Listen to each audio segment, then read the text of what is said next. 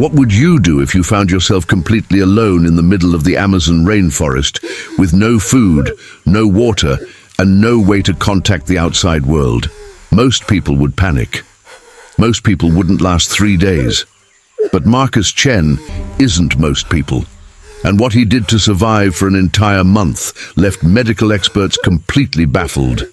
This is the incredible true story of survival, desperation, and the shocking decisions one man made when faced with certain death. Stay with me, because what happened on day 23 will change everything you think you know about human survival. Marcus Chen, a 32-year-old wildlife photographer from Seattle, had always dreamed of capturing the perfect shot of the rare harpy eagle in its natural habitat. In June 2023, he convinced a local guide named Paulo to take him deep into a remote section of the Brazilian Amazon, far from any tourist trails or established camps. The plan was simple: spend 5 days tracking the eagles, get the shots, and return to civilization. Marcus packed light, his camera equipment, a small tent, basic supplies, and enough food and water for a week, just to be safe. He'd done expeditions like this before in Costa Rica and Peru. He was confident, maybe too confident. On the second day, everything changed. Paulo stepped on what appeared to be solid ground, but it was actually a thin crust covering a hidden cavity. The earth gave way beneath him, and he fell nearly 15 feet into a ravine concealed by thick vegetation. Marcus managed to climb down and found Paulo conscious, but in severe pain. His leg was clearly broken, possibly in multiple places. Using their satellite phone, Marcus tried desperately to call for help, but the device had been damaged in Paulo's fall, the screen cracked and unresponsive. Their backup plan, a GPS beacon, was in Paulo's backpack, which had tumbled further down the ravine and landed in a rushing stream, swept away before Marcus could retrieve it. Paulo's condition was deteriorating rapidly. He needed medical attention immediately, or he wouldn't survive. Marcus faced an agonizing decision: stay with Paulo and hope someone would eventually notice they were missing, or try to hike out alone to get help. After assessing the situation, Marcus made his choice. He would go for help.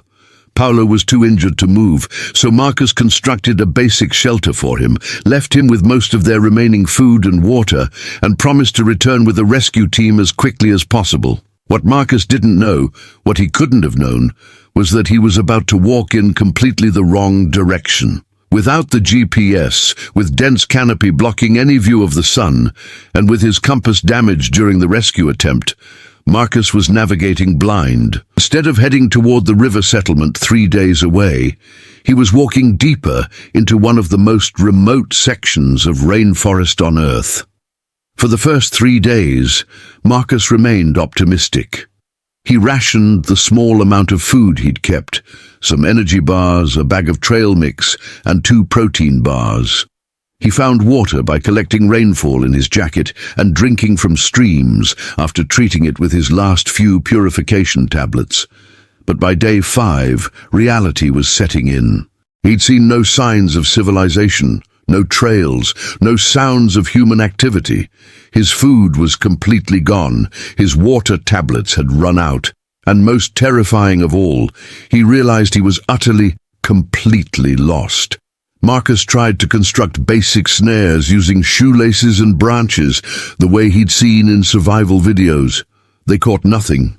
He attempted to fish using a makeshift spear carved from a stick. He went hungry.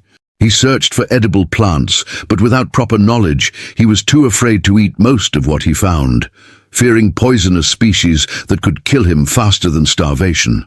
The jungle, which had once seemed beautiful through his camera lens, now felt like a hostile entity, indifferent to whether he lived or died. The constant rain soaked his clothes and made starting fires nearly impossible. Insects swarmed him relentlessly. At night, the sounds of predators prowling nearby kept him awake, clutching a stick as his only defense. By day 7, Marcus hadn't eaten in 4 days. His body was weakening. His mind was starting to play tricks on him. He saw movements in the shadows that weren't there. He heard voices calling his name, but he pushed forward, driven by the promise he'd made to Paolo and the desperate hope that the next ridge, the next valley, would lead him to safety. On day 9, weak and delirious from hunger, Marcus stumbled upon something extraordinary. Partially hidden by vines and moss, he discovered what appeared to be ancient stone structures, remnants of an indigenous settlement. Long abandoned but unmistakable in their human origin, his heart raced with hope. Where there had been people, there might be trails, or at least some indication of which direction led to civilization. As he explored the area, pushing through the vegetation that had reclaimed these structures over decades, he found something else, a small cache of clay pots, incredibly well preserved, sealed with what looked like tree resin. With trembling hands, Marcus carefully opened one. Inside, he found a dark, paste-like substance. It had an unusual smell, earthy, slightly fermented, but not unpleasant. Desperate and with no other options, he made a decision that would later shock anthropologists and nutritionists alike. The paste was thick and had a strange, complex flavor. Bitter, slightly sweet, with an almost medicinal quality. Marcus had no idea what it was, but his starving body didn't care. He ate a small amount, waited to see if he would become sick, and when no immediate illness came, he ate a bit more. That paste, he would later learn, was likely a traditional indigenous food preparation made from cassava, palm fruits, and possibly fermented insects or small fish. A nutrient-dense survival food that some Amazon tribes had prepared and stored for generations. The fermentation process had preserved it for an unknown number of years, and miraculously, it was still edible. Over the next week, Marcus rationed the ancient food carefully. It wasn't much, maybe enough for 3 or 4 days if he was conservative, but it gave him energy, and more importantly, it gave him hope. The settlement became his base camp. But the food wouldn't last forever, and Marcus knew he needed a sustainable plan. What he did next would eventually be documented in survival journals and debated among experts for its audacity and effectiveness. Using techniques he half remembered from a documentary he'd once filmed, Marcus began eating things most people would find absolutely revolting. He collected grubs from rotting logs, fat, white larvae that squirmed in his palm. The first time he put one in his mouth, he gagged, but he forced himself to chew and swallow. They tasted like bitter butter, the texture soft and disturbing, but they provided protein and fat his body desperately needed. He found termite mounds and learned to harvest the insects by breaking into the colony and letting them crawl onto a stick. Roasted over his finally successful fire, they had a nutty, almost pleasant flavor. He discovered that certain tree barks, when stripped and boiled, created a starchy, nutritious soup. He learned to identify edible fungi by comparing them to pictures in a small field guide he'd brought for photographing wildlife, not eating. Most shocking of all, and this is what made medical experts pause when they later heard his story, Marcus began practicing a primitive form of coprophagy recycling. In extreme survival situations, some animals consume their own waste to extract remaining nutrients during the second digestion. While Marcus didn't go that far, he did begin reboiling and consuming certain plant materials multiple times to extract every possible calorie. A technique documented in some traditional cultures, but rarely practiced or discussed in modern survival literature. By day 20, Marcus had been surviving on fewer than 600 calories a day, less than a third of what his body needed, especially given the physical demands of hiking and surviving in such a hostile environment. His body had begun consuming itself. His face had become gaunt, his cheekbones prominent, his eyes sunken, his clothes hung off his frame, and he'd lost an estimated 40 pounds. But the physical deterioration was matched by mental challenges. Marcus later described experiencing vivid hallucinations. He would have entire conversations with his sister, who wasn't there. He saw rescue helicopters that vanished when he tried to signal them. Time became fluid. He would lose entire days, his journal entries becoming confused and disjointed. What kept him going? The thought of Paulo waiting for rescue, the image of his family, and perhaps most powerful of all, a stubborn refusal to let the jungle defeat him. Marcus had documented his journey in a waterproof journal, writing entries that alternated between practical survival notes and deeply personal reflections on life, regret, hope, and the raw will to survive. On day 23, something remarkable happened. Marcus was attempting to climb a particularly tall tree to get a view of the landscape when he spotted something in the distance. Smoke. Not the white smoke of a wildfire, but the darker smoke of a controlled fire, the kind humans make. With renewed energy born from pure adrenaline, Marcus pushed his deteriorated body toward that smoke. He walked through the day and into the night, guided by a faint glow on the horizon. He fell countless times. His feet were bloodied from his disintegrating boots, but he didn't stop. At dawn on day 24, Marcus stumbled into a small indigenous community, a village of about 30 people who lived much as their ancestors had, with limited contact with the outside world.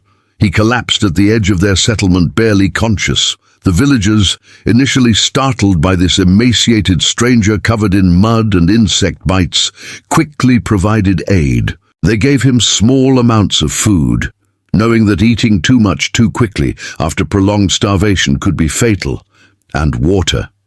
They tended his wounds and let him rest. Through a combination of gestures and the few Portuguese words Marcus could remember, he was able to communicate about Paulo.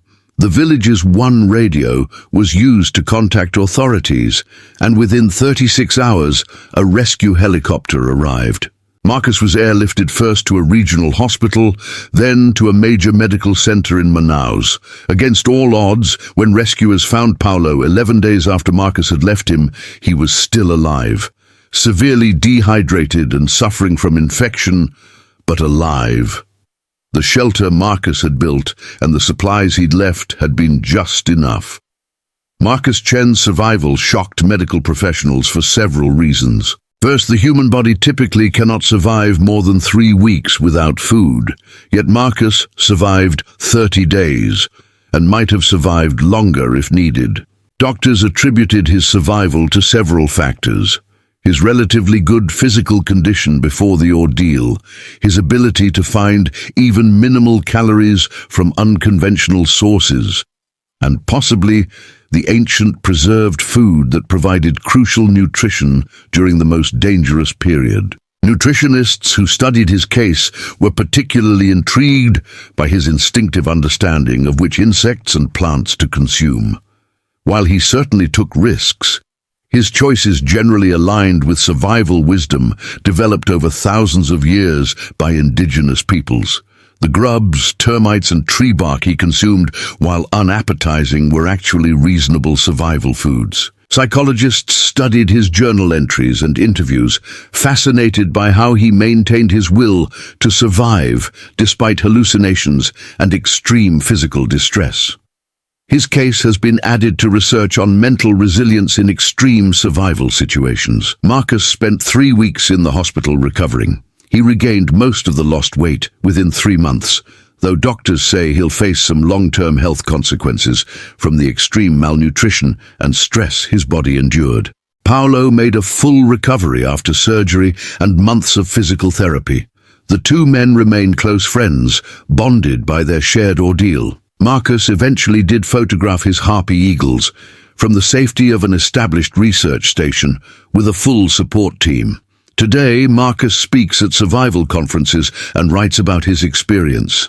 His message isn't to glorify what happened to him, but to emphasize preparation, respect for nature, and the importance of proper equipment and planning. He also advocates for recognizing and preserving indigenous knowledge about survival and the rainforest. When asked what he learned from his 30 days in hell, Marcus says simply, The human body and mind are capable of so much more than we think, but we should never have to find out how much. Respect the wilderness, prepare properly, and never underestimate how quickly things can go wrong. His survival remains one of the most documented cases of extreme jungle survival in modern history, a testament to human resilience, the power of will, and the fine line between life and death that exists in Earth's most unforgiving environments.